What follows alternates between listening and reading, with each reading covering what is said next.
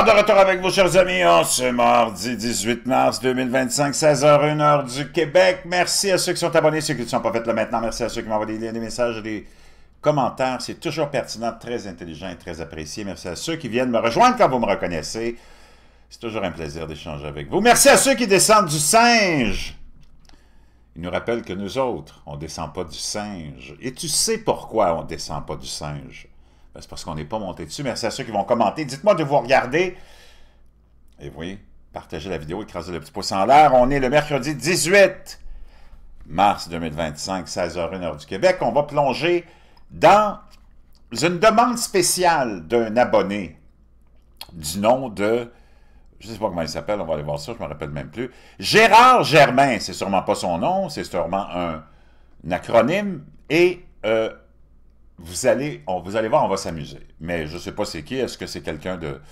Est-ce que c'est un troll ou pas? C'est pas vraiment important, mais on va répondre à sa question, ou je vais répondre à sa question. Avant, n'oubliez pas de vous procurer votre bleu de méthylène. Oui, ça marche. Un produit fantastique, un supplément. Une forme de biohacking, pourquoi pas, un produit qui a été remis de l'avant, à l'avant-scène par Bobby Kennedy, le secrétaire à la santé de Donald Trump. On l'a vu mettre des gouttes mystérieuses et bleues dans son verre d'eau, et tout de suite on a, eh bien, chez les petits cracks qui suivent tout, on a identifié ce produit comme étant le bleu de méthylène. Je ne sais pas si j'ai encore la vidéo de Bobby Kennedy, peut-être pas. Je l'ai peut-être enlevé. Ouais, je ne l'ai pas, mais en tout cas, vous l'avez vu à maintes reprises. Et c'est un produit qu'on utilise encore. C'est un des premiers médicaments synthétiques, si on veut. Mais quand on dit synthétique, c'est parce que tout vient de la Terre. Donc, il n'y a rien qui est inventé puis créé par l'homme. Donc, il n'y a rien qui est vraiment artificiel ou synthétique, mais il y a des transformations. Donc, c'est un produit qui a été créé à la fin du 18e siècle ou à peu près, pour lutter contre le paludisme, la malaria, plein d'autres infections et maladies et virus, utilisé encore pour, dans les urgences d'hôpitaux pour lutter si tu as une infection, pour combattre une infection, ou pas une infection, mais plutôt un empoisonnement au cyanure ou au monoxyde de carbone. Beaucoup d'espoir aussi dans des études qu'on mène en ce moment sur l'impact du bleu de méthylène que pourrait avoir le bleu de méthylène sur des maladies comme le Parkinson, l'Alzheimer et plein d'autres, le cancer entre autres. Antiviral, antibactérien, ça donne une augmentation de production d'énergie de 30% aux cellules, donc la mitochondrie. Très fascinant, puis tu le sens, quand tu le prends, tu le sens, tu n'es pas obligé d'en prendre à tous les jours, tu ne deviens pas dépendant non plus. Des dizaines et des dizaines d'abonnés me confirment qu'ils l'ont acheté. Il y en a d'autres qui attendent de le recevoir. D'autres qui ont commencé et disent oui, ça marche. Genre, la posologie est très très simple. Un homme de ma stature moyenne, là, 15 gouttes dans un peu d'eau, mais pas trop d'eau parce que c'est pas du jus d'orange, là, c'est pas très agréable. Ben, c'est pas désagréable, mais ça goûte pas le jus d'orange. Donc, mettez pas un verre d'eau de 8 onces, là, parce que tu vas trouver le temps long. 2-3 gorgées. Donc, vraiment, 2 pouces d'eau. Mets tes gouttes, puis avale ça d'un trait, là. C'est pas une dégustation que tu fais non plus, donc, fantastique. C'est un antidépresseur aussi, fais attention, si tu prends des antidépresseurs, mélange pas les deux. Tu vas avoir une production de sérotonine tellement élevée que tu peux devenir peut-être un wacko. On va aller tout de suite voir notre ami, je te laisse le lien dans la boîte de description, Gérard Germain. Bonjour Jean, j'aimerais que tu prouves hors de tout doute que nos médias sont corrompus. Vraiment? Je sais pas t'as quel âge, Gérard, mais... J'ai l'impression d'avoir peut-être un enfant de 5-6 ans qui me pose la question. Tu te sers de vidéos qui, selon toi, sont mensongers sur nos médias, alors que toi aussi, tu nous montres des extraits de vidéos pour prétendre le contraire. Peut-être que les extraits vidéo que tu nous montres sont aussi mensongers. Sur YouTube, faire une vidéo sur le vrai et le faux, selon moi, selon toi. Fais une vidéo... Sur YouTube, fais une vidéo sur le vrai et le faux, selon toi. Merci d'essayer de nous convaincre, ça va me faire plaisir. Gérard, ça va être tellement facile, mais je pourrais passer, moi j'ai 62 ans, je suis en très grande forme. Moi, j'espère vivre au moins jusqu'à 120, 130 ans, donc je pourrais passer les peut-être 75 prochaines années à te démontrer 24 heures sur 24 les mensonges de notre complexe médiatique. c'est pas les exemples qui manquent. On va plonger là-dedans, mon cher Gérard. Et il faut faire la nuance aussi. Il y a deux choses, les mensonges et la propagande. Les médias ont un pilier. Moi, je les identifié, les trois piliers des médias, c'est la désinformation, c'est leur spécialité, le mensonge, une autre spécialité, et la propagande, une autre spécialité. Gérard, d'entrée de jeu, je te dis que tous les systèmes, que tu sois en Russie, que tu sois en Occident, comme ici, au Québec, en Amérique ou en France, ou en Asie, ou dans les Amériques, ou au Moyen-Orient, chaque système a son complexe médiatique, puis chaque complexe médiatique qui représente le système va avoir ces trois piliers de désinformation, de mensonge et de propagande. C'est pas propre à nous autres, mais je ne m'intéresse pas vraiment aux autres, je m'intéresse aux nôtres. Et les exemples sont tellement. D'abord, on va commencer, si tu veux, je peux te prendre n'importe quel exemple, on va faire du coq à l'âne, là, mais tu as beaucoup de propagande aussi. Mais dans les mensonges, il y a aussi souvent la non-information que ton complexe médiatique ne te donne pas. Parce qu'on ne veut pas que tu le saches. Comme par exemple, Tabarnak Obama, je ne sais pas, Gérard, si tu le savais, mais ce n'est pas les médias qui vont te l'apprendre, il faut que tu fasses des recherches. Ça, tu vois, ça, c'est les non-nouvelles ou les non-informations qu'on ne veut pas te donner. Tabarnak Obama, qu'on t'a présenté comme le premier président afro-américain. D'abord, ça, Gérard, c'est un gros mensonge, parce que c'est pas un afro-américain. Tabarnak Obama était dans le ventre d'une blanche. Sa mère s'appelle Anne Dunham. OK, on va commencer tout de suite. On commence fort. Là. On commence fort, Gérard. Je ne sais pas si tu es assis ou si tu as besoin de t'asseoir ou de mettre une ceinture de sécurité pour être sûr de ne pas tomber.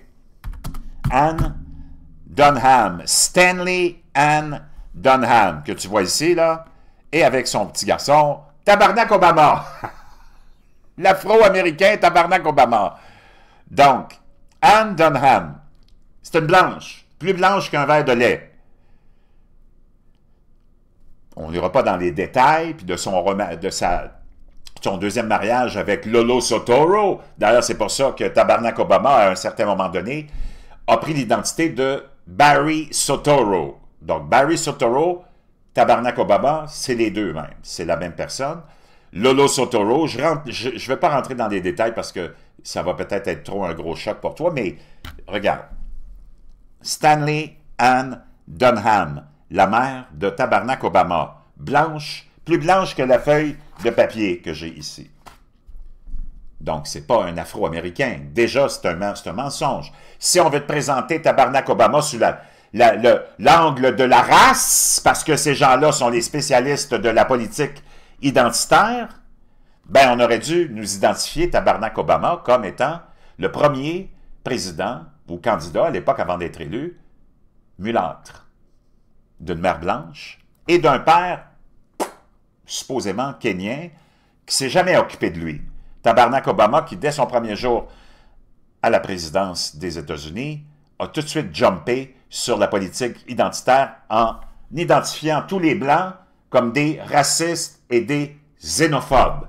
Celui qui a été élevé par une blanche, qui a été aimé par une famille blanche, chouchouté par une famille blanche et qui a grandi dans le sein d'une femme blanche.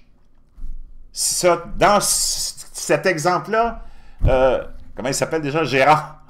C'est Gérard son nom, j'ai oublié son... Ben, c'est pas son vrai nom, là. Gérard Germain, qui aurait plus tendance à vouloir peut-être s'identifier la prochaine fois comme Gérard Germaine.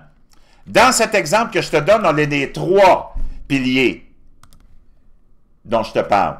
La désinformation, le mensonge et la propagande. C'est formidable. Donc, ça, c'est un exemple. Là, après ça, on peut sauter dans un autre exemple plus local québécois, René Lévesque.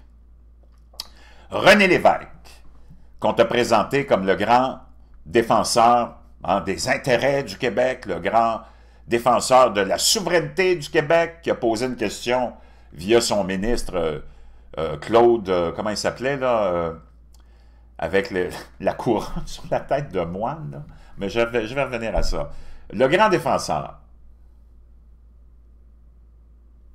On a omis de dire aux Québécois, puis on omet encore de dire aux Québécois dans les livres d'histoire, parce que ça va même jusque dans les livres d'histoire de ton système, les mensonges, la propagande et la désinformation, Gérard, que René Lévesque, qu'on te présente comme le héros du Québécois, hein, le symbole de, je ne sais pas quoi, de l'héroïsme du Québécois moyen, ben on a oublié, puis on ne te le mentionne pas, mais c'est un fumeur invétéré qui fumait 2 paquets par jour, qui était alcoolique et gambler et meurtrier aussi. Ah, qu'est-ce que tu dis là, Jean, meurtrier?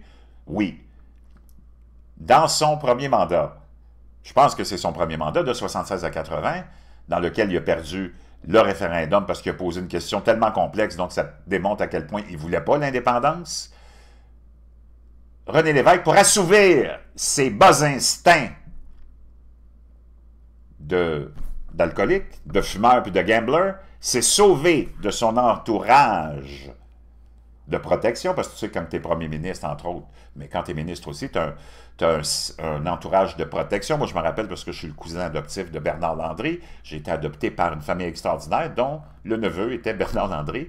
Et quand il a gagné le PQ, sa première élection en 76, on a eu la visite de Bernard, puis il était arrivé avec son chauffeur privé, puis sa sécurité, naturellement, quand il était venu visiter son oncle, qui était mon père adoptif. Donc, imagine un premier ministre, c'est un petit peu plus élevé comme sécurité. Il s'est sauvé. Comment il a fait? Je ne sais pas. Il a pris une voiture. Je ne sais même pas s'il avait un permis de conduire valable. Puis, il est allé jouer avec des amis. Il est allé assouvir tous ses bas instincts de gambler, alcoolique et fumeur invétéré. Et vers les petites heures du matin, vers 5 heures à peu près, a quitté, naturellement en état d'ébriété avancée, et a frappé un itinérant. Comme si c'était passé, il a effectué un hit and run alors qu'il était encore vivant d'itinérant parce qu'il ne voulait pas se faire attraper naturellement. Tu peux faire tes recherches, là, on peut même aller les faire ensemble si tu dis que peut-être « T'inventes n'importe quoi! » Donc, encore là, camouflage, mensonge et propagande tout en même temps.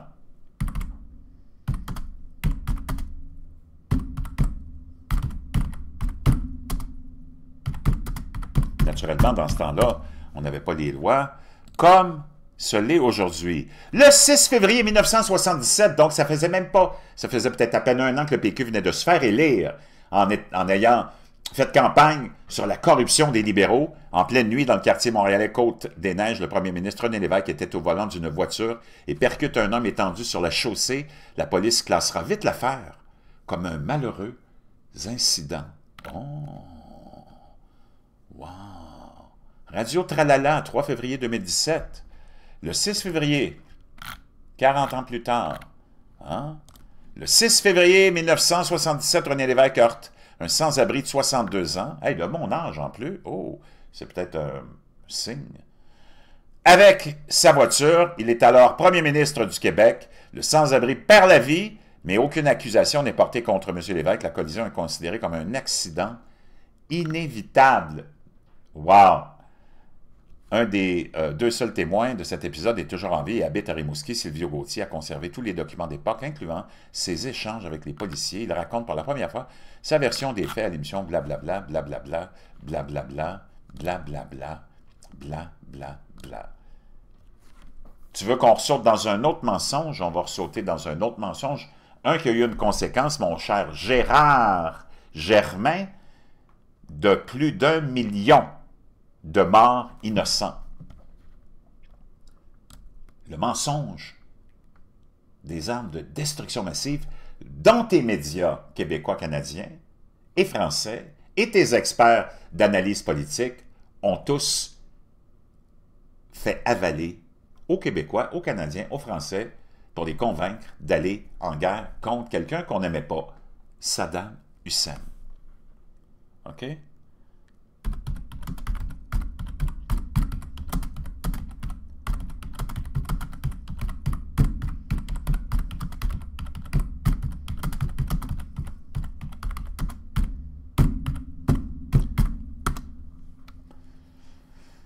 Donc, parce que ce qui est arrivé dans cette histoire-là, tu le sais, on ne remontera pas dans l'histoire, mais on a essayé pour aller renverser Saddam Hussein, d'abord de l'impliquer dans le premier mensonge, qu'il était à l'origine des attentats du 11 septembre.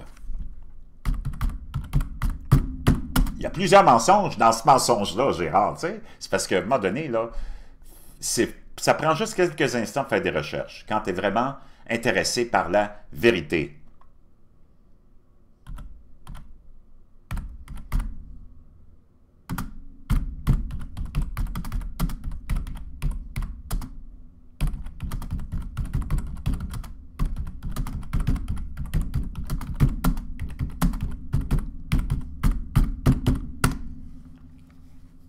Donc,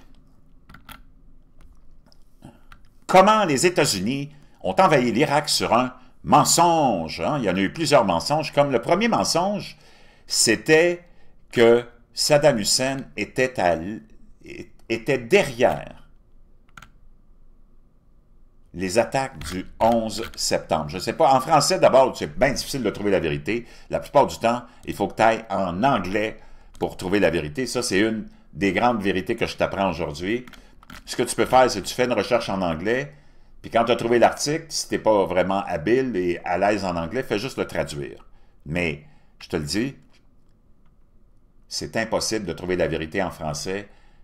Au Québec, au Canada, pas en France, on a le système de recherche et le système médiatique le plus corrompu et le plus autoritaire de peut-être toute la planète. Kim Jong-un est un enfant d'école comparativement à TVA poubelle, à LCN, Radio-Canada, TF1, TF3 ou je ne sais plus quoi. On voulait punir les auteurs supposés du 11 septembre, exporter la démocratie, mon cher Gérard.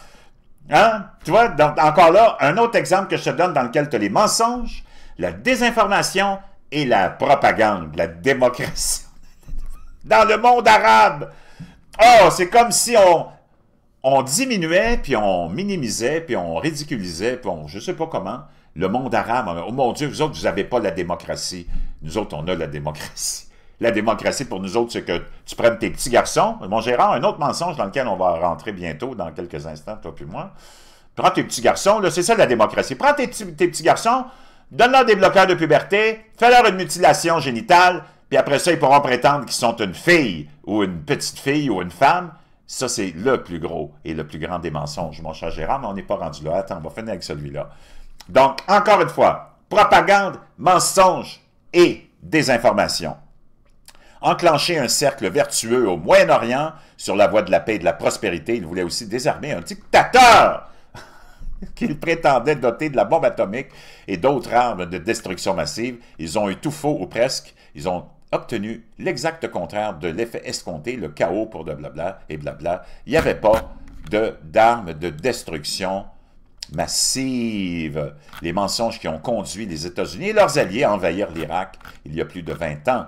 C'est l'un des épisodes les plus controversés de l'histoire récente, mais tu as remarqué, il n'y a personne qui a été tenu responsable par ton système corrompu, alors que pendant 4 ans, on a essayé d'emprisonner Donald Trump pour des délits d'une insignifiance historique, des insignifiances dans des États à majorité démocrate dont les cours de justice sont gérés, administrés par des juges démocrates anti-Trump. Comprends-tu une chose? On a voulu envoyer Donald Trump en prison pour des allégations de fraude fiscale qui n'ont même pas existé, parce que c'est la pratique de l'immobilier que tout le monde fait. Mais quelqu'un comme ton président à l'époque de la France, ton dirigeant canadien, tes dirigeants de l'ONU, le président des États-Unis de l'époque, George W. Bush, le père et le fils, et tous les démocrates qui ont voté, tous les républicains qui ont voté pour ça, sur ce mensonge-là, Colin Powell qui est allé convaincre les Nations Unies, tout ce monde-là qui sont responsables de plus d'1 million de morts, mon cher Gérard, eux autres, ils marchent en liberté, puis ils ne sont jamais dérangés par le système. OK? Le 20 mars 2003, une coalition menée par les États-Unis, blablabla. L'objectif, éliminer Saddam Hussein qui a dirigé l'Irak pendant près de 25 ans et ses prétendues armes de destruction massive. Ce qui devait être une guerre éclair de 3 semaines. On nous avait promis une guerre éclair de 3 semaines, mon cher Bernard. C'est prolongé pendant 7 ans et ont eu des conséquences brutales. Plus de 100 000 civils tués. Mais depuis ce temps-là, il y a plus d'1 million de gens qui ont été éliminés dans tout le chaos qu'on a créé dans le Moyen-Orient. Donc, chers amis, ça c'est un autre des mensonges mon cher Gérard. Maintenant, on va revenir dans le mensonge plus près de nous, qui, j'espère, te rappelle des bons souvenirs pour toi. La fameuse pandémie, où les médias, constamment, oublient les politiciens, oublient les fonctionnaires comme Arruda et Fauci, qui sont dignes vraiment de finir leur vie en prison pour ce qu'ils ont fait subir à l'humanité, puis à nous autres en particulier. Ça a été fabriqué de toutes pièces, encore une fois. Mais le virus, il était là. Il n'y a personne qui a nié le virus.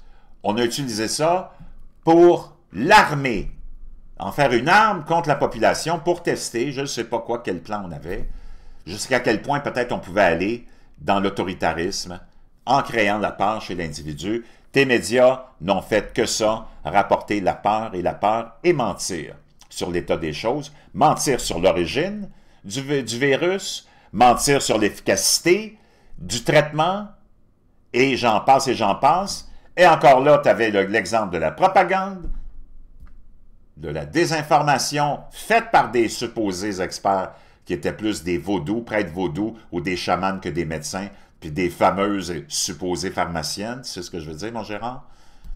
Et propagande, désinformation et mensonge. Et qui a mené à la faillite totale de l'Occident. Et je peux continuer, mon cher Gérard, pendant très longtemps. Je veux juste finir parce qu'on n'a pas toute la vie à passer là-dessus, parce que j'espère que j'ai déjà réussi à te convaincre, hein, que c'est pas très difficile d'exposer les médias, le complexe médiatique comme il est.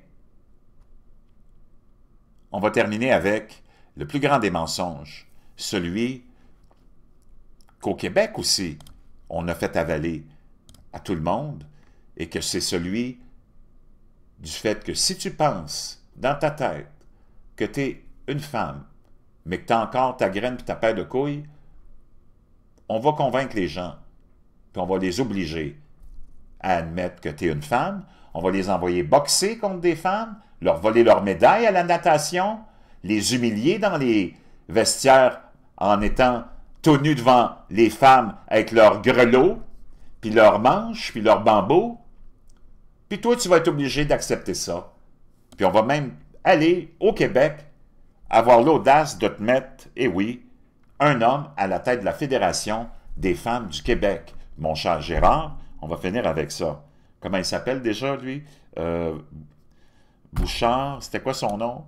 J'ai oublié son nom déjà. Gabriel Bouchard. Gabriel, je pense que c'est Gabriel Bouchard, non? Ou quelque chose comme ça. C'est-tu Bouchard? Ouais. Que tu vois, c'est pas ici la belle Gabrielle Bouchard là, de la danse contemporaine. On parle de Gabriel Bouchard avec sa graine puis sa paire de couilles ici.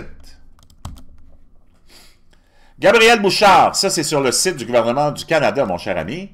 Donc c'est ton gouvernement canadien en plus qui te ment pour ça. Gabriel Bouchard est ancienne présidente de la Fédération des femmes du Québec et la première femme trans à diriger l'organisation féministe.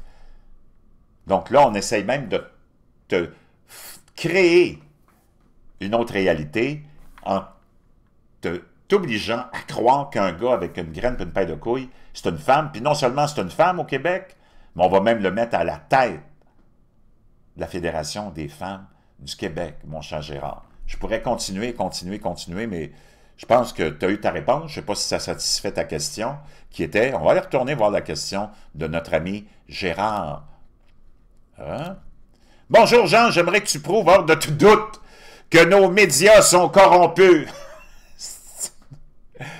Tu te sers des vidéos qui, selon toi, sont mensongers sur nos médias, alors que toi aussi, tu nous montres des extraits de vidéos pour prétendre le contraire. Peut-être que les extraits vidéo que tu nous montres sont aussi mensongers. Sur YouTube, fais une vidéo sur le vrai et le faux, selon toi. Merci d'essayer de nous convaincre. Je ne sais pas si j'ai réussi à te convaincre, mais sinon, je reviendrai avec une autre tentative. Je te laisse le lien, même pour toi, ça va te faire du bien peut-être, Gérard, du bleu de Médicilène.